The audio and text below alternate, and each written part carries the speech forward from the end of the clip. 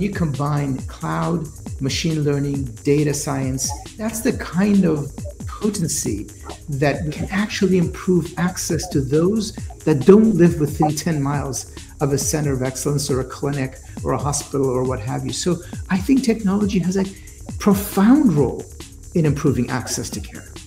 Typically when you think about using technology and making it accessible, you think about building people an app or having something, with kind of sexy UI.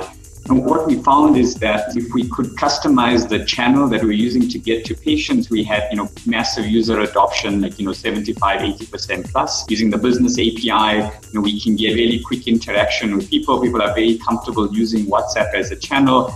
And so using some of the AWS services, we can build programmatic voice services where, machines call patients, do daily check-ins on them, do weekly check-ins on them.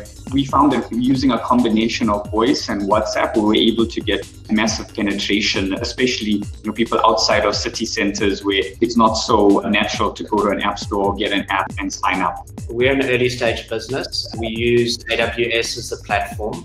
And just to put it in like a practical context, one of the problems that we're working on at the moment is essentially any area in which there's a breakdown of communication in the coordination of care. Now, often that happens specifically in state hospitals around referral, handover, discharge, the transfer of a patient from one facility to another. We had this issue in COVID where an agreement was reached between the National Department of Health and the private sector on a capitated fee for taking in overflow patients, and how do you facilitate that? The power that these types of platforms give us to innovate quickly at a low price point and solve real world and very specific and nuanced problems in specifically the public sector is pretty powerful.